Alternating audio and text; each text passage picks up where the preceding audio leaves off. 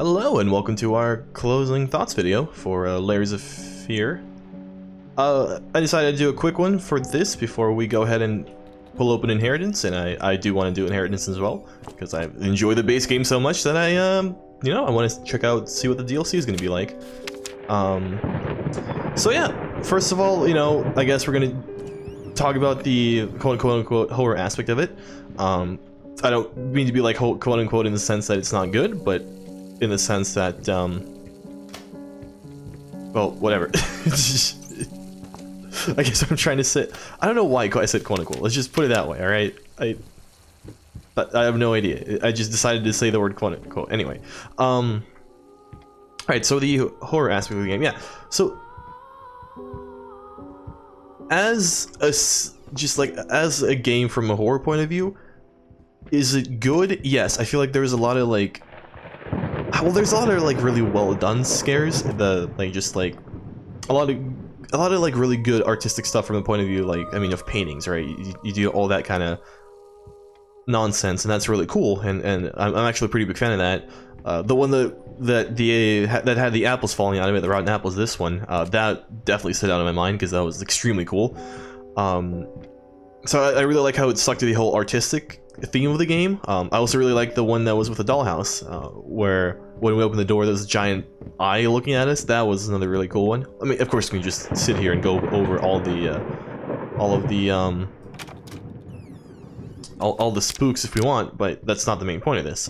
The main point of this is like to judge if the game's good or not. But yeah, anyway, so I feel like most of the horror kind of stuff is good.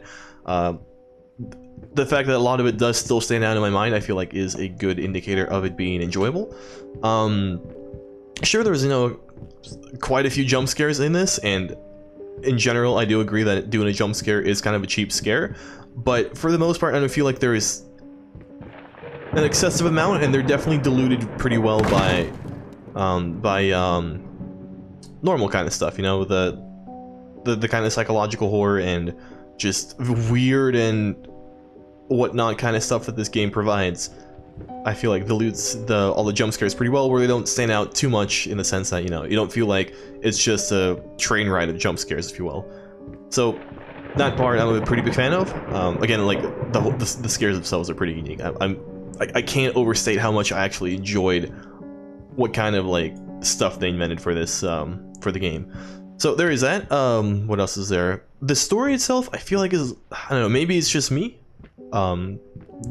Clearly needing to be handheld through, but the story, I feel like it could be a little bit clearer. Like there's some aspects that are like very obvious that are like, hey, you and your wife are having some problems, all that stuff, and whatnot. That's what is this for again? Oh, probably the locker room. Anyway, yeah, like a bunch of that stuff is pretty obvious. But the more, I guess, what exactly, I don't know. It's like I'm 80% sure of what the story was, but there's like a 20% that I'm not sure of, and I'm not sure of what I'm not sure of, if that makes any sense. So that makes speaking about it a little bit more difficult from that point of view. But yeah, I don't know, if just the story would have been a little bit more clear, I would have been a big fan. Like overall, I get what happened, but just I guess the details would have been nicer. And yeah, other than that, I feel like it's a relatively well-paced game. I don't really understand a lot of the goopy stuff near the end and what that was supposed to symbolize, or maybe not even symbolize, but like directly tell you. But I'm not a symbolic genius, so I could have just simply missed that. But I did feel like a lot of the goop was maybe overused near the end. But again, that's just more of nitty-gritty. And also the ending itself, where you like spun and did all that checkers stuff in those rooms, that was also a little bit strange. It almost felt like they didn't really know how to end the game per se, or how to transition you into the final room where you painted the painting of the wife. But I don't know. Again, maybe it's just something I may have missed. Maybe it has some kind of deeper meaning if you've been following the story better than I have. But yeah, so I'd say that overall, I'd have to put this probably at just somewhere like a level of enjoyment, and how well it was done, and how let's be honest, how pretty it is. It's extremely graphically pleasing to look at. which also makes it a lot easier to play and like get immersed into, right? But from all of that, I'd have to say that it's probably, I'd put it at an 8.5 to a 9 range, leaning heavily closer to a 9. And even I would have loved to give it a 9.5 if there was just like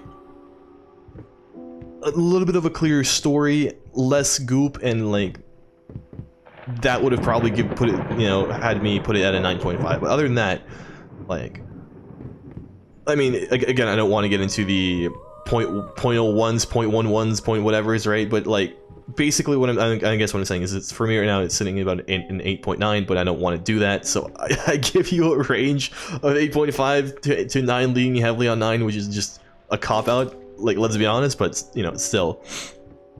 But yeah, I feel like it's so close to being a perfect horror game that, you know, I'm not saying that I'm disappointed that it's not, but like, it would be cool if it was, you know what I mean? You always like to think about what it could have been. Which, again, I'm not saying that this isn't good as is. Like, absolutely, as the current product that it is, it's something that I feel like should be in every horror fan's library, and a playthrough that they did of it. But other than that, it's just like, as always, there's always something to nitpick at, and some small details that you may have wished were done one way or another, and that's what we are presenting here today. But yeah, I think that's the end of that.